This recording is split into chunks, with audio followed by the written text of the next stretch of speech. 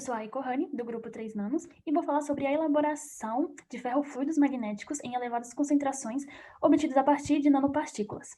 Bom, os ferrofluidos eles são dispersões estáveis de nanoestruturas magnéticas no líquido carreador específico e que apresenta propriedades magnéticas.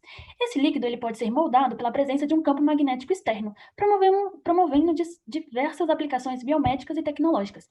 Por meio desse trabalho que eu estudei, eu elaborei uma amostra de ferrofluido de nanopartículas de ferritas mistas do tipo zinco e cobalto na estequiometria de 0,5 para 0,5, em elevadas concentrações, elaboradas pelo método de coprecipitação hidrotérmica em meio alcalino. Aqui nós temos a figura de um ferrofluido submetido a um campo magnético externo. E aqui nós vamos ter uma elaboração de uma nanopartícula que tem a camada superficial rica em ferro e o núcleo recoberta por uma camada de magnetita que reveste as nanopartículas. E ela proporciona alta estabilidade contra o ataque ácido.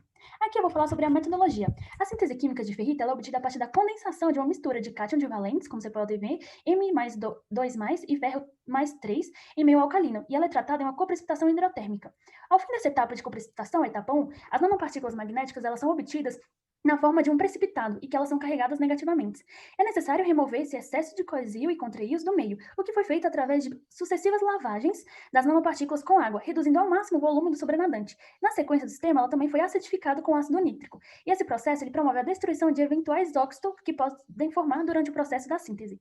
Essas partículas dispersas em meio ácido, elas são quimicamente instáveis, né? E ao final dessa etapa 2, as nanopartículas elas estavam carregadas positivamente, mas não podem ser dispersas em meio ácido, pois são quimicamente instáveis. Aí a gente fez esse tratamento superficial com o nitrato férrico, né? Esse procedimento ele ocorre em uma quebra de homogeneidade da composição química da nanopartícula, onde é formada uma camada rica em ferro, que reveste as nanopartículas, proporcionando alta estabilidade das partículas ao ataque ácido. Após essa etapa 2B, a força iônica é muito grande para permitir a peptização das nanopartículas.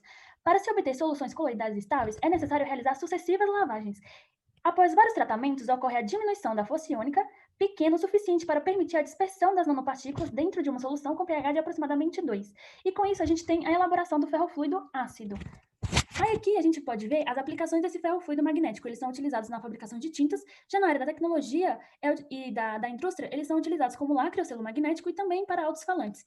A gente vê, pesquisando, que a NASA ela utilizou os ferrofluidos magnéticos como selos magnéticos para eixos rotatórios em satélite. E hoje em dia, esses ferrofluidos eles ainda continuam sendo empregados em larga escala em máquinas. O ferrofluido concentrado, ele pode ser realizado após a gente obter essas amostras de ferrofluidos magnéticos.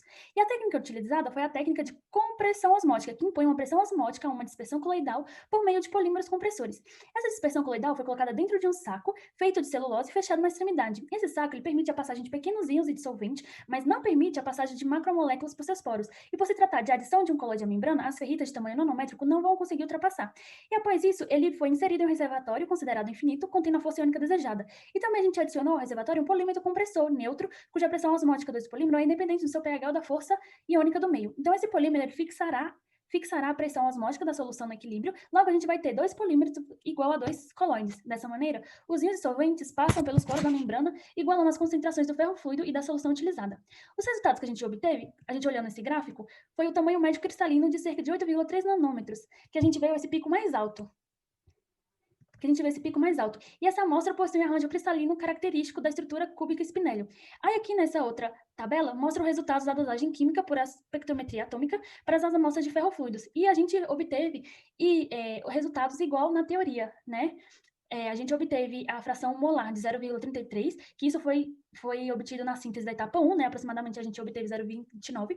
E depois disso, a gente acidificou no sistema, né? Que diluiu compostos estequiometricamente diferentes da ferrita homogênea, e após esse processo a gente obteve uma diluição das próprias ferritas, ainda estava em meio ácido. A etapa 3 ela apresenta uma divergência, somente aí, que foi um valor de 0,23, que é um pouco longe do 0,33, do valor da fração molar das ferritas.